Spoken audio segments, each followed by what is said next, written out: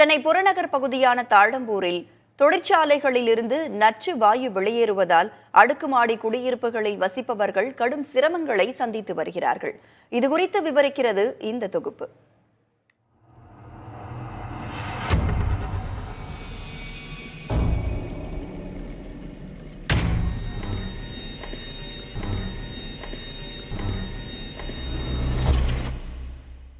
உணவு, உடை, இருப்பிடம் மட்டுமல்ல, சுத்தமான காற்று கூட அடிப்படை உரிமைதான். இவ்வளவு நாளா சுத்தமான காற்றை பற்றி நம்ம பேசாம இருந்ததுக்கு காரணம் நம்ம நகரத்துல ஓரளவுக்கு காற்று மாசுபாடு கட்டுக்குள் இருந்ததுதான் காரணம். ஆனா இப்போ நிலைமை அப்படி இல்ல. மக்கள் தொகை பெருக்கம் நாள்தோறும் பெருகி வரும் தொழிற்சாலைகளுடைய வளர்ச்சி காரணமாக காற்றின் மாசு என்பது தொடர்ச்சியாக அதிகரிச்சுட்டு வருது. நாள் ஒன்றுக்கு 2 மணி நேரம் நச்சு காற்றை தான் நம்ம சுவாசிக்கிறோம் அப்படின்னா நமக்குள்ள எப்படி ஒரு அச்ச உணர்வு ஏற்படும். அதே ஒரு உணர்வு தான் தாழம்பூர், நாவலூர், கேளம்பாக்கத்தை ஒட்டி இருக்கிற அடுக்குமாடி குடியிருப்பு வாசிகளுக்கு ஏற்பட்டிருக்கிறது. ஏன் இந்த காற்று மாசுபாடு, அதனால் அவர்கள் எந்த அளவிற்கு பாதிக்கப்பட்டிருக்கிறார்கள் என்பது குறித்து விரிவாக அவர்களிடமே கேட்டு தெரிந்து கொள்ளலாம்.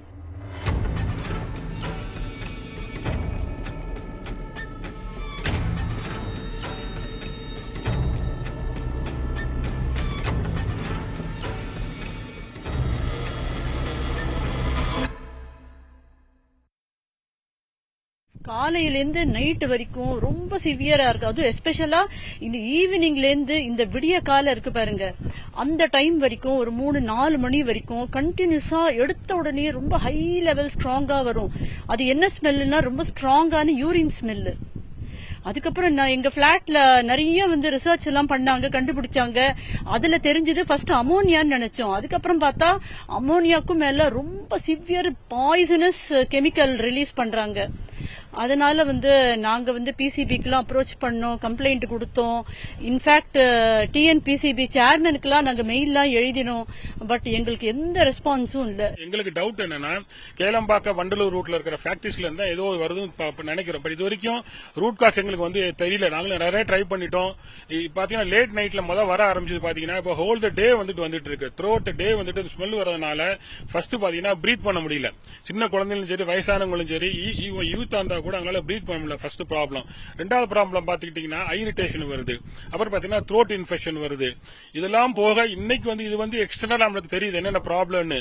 ஈவன் லங்ஸ்ல போய் இது ஃபார்ம் ஆச்சுன்னா ஃபியூச்சர்ல எந்த அளவுக்கு லங்ஸ் ப்ராப்ளம் வரும்னு தெரியாது.